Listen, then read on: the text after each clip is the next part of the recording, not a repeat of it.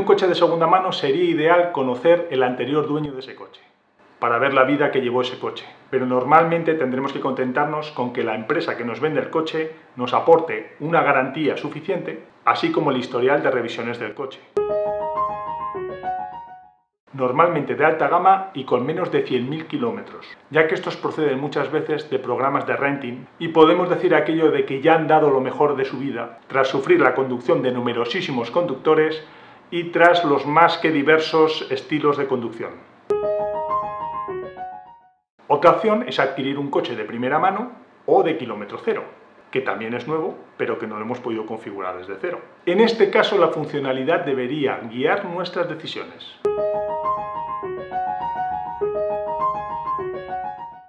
Pensemos, ¿para qué vamos a utilizar el coche el 90% del tiempo? Seguramente las prestaciones, tras una reflexión honesta, nos saldrán mucho menores, así como el tamaño del vehículo y la plaza de garaje necesaria, su coste, su consumo y el coste del seguro. Además, podemos siempre alquilar un coche de mayor gama y prestaciones para ese viaje puntual en el año. O si ni siquiera necesitamos un coche de manera permanente, podemos plantearnos el ir con un taxi. Podéis hacer un cálculo del número de viajes de taxi que podéis pagar con el precio de vuestro coche habitual y el mantenimiento del mismo. En el caso de comprar un vehículo nuevo, os recomiendo indagar en las segundas marcas de los principales fabricantes de automóviles del mundo. Grupos como Volkswagen, Toyota, Renault, Nissan, Hyundai, Kia, ya que los coches de sus marcas inferiores poseen exactamente los mismos motores y sistemas auxiliares de todo tipo que sus hermanos más caros.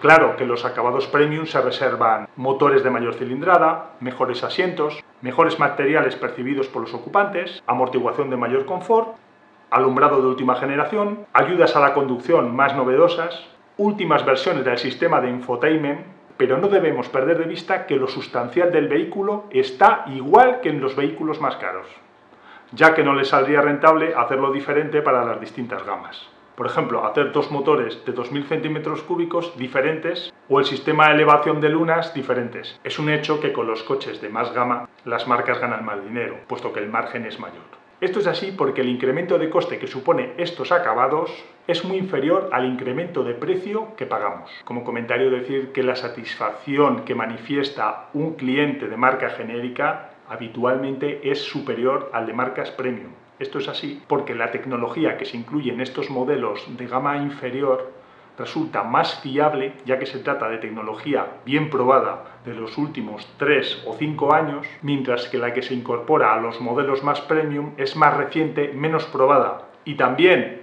el cliente que ha desembolsado mayor cantidad de dinero no está dispuesto a tener fallos.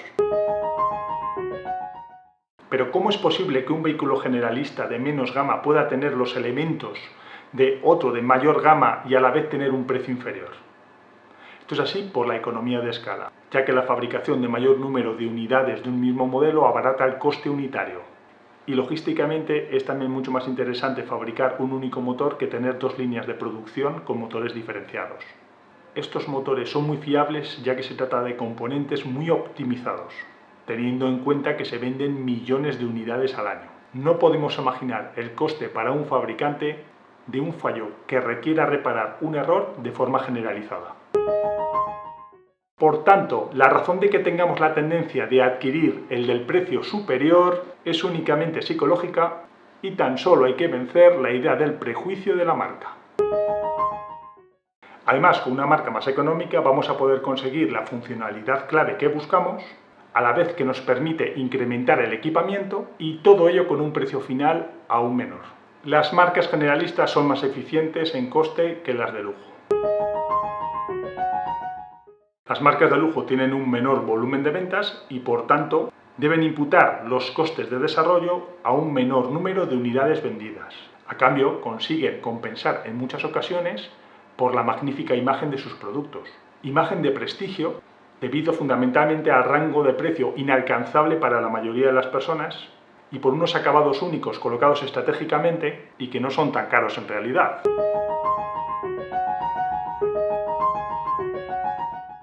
Suponiendo que en tu caso necesitas tener el mejor móvil del momento, porque trabajas con él, porque sueles cuidarlo, te dura 3-4 años, os voy a hacer una recomendación para artículos de alta obsolescencia, como drones, móviles, cámaras de foto 3D, gafas de realidad virtual. Yo no compro lo último, compro lo penúltimo, ya que la devaluación se mide en semanas y las características que obtengo con este penúltimo producto son extraordinariamente superiores a las que tenía con el producto anterior. En el próximo vídeo os voy a presentar una metodología de aplicación para que podáis elegir de forma sencilla en vuestras compras.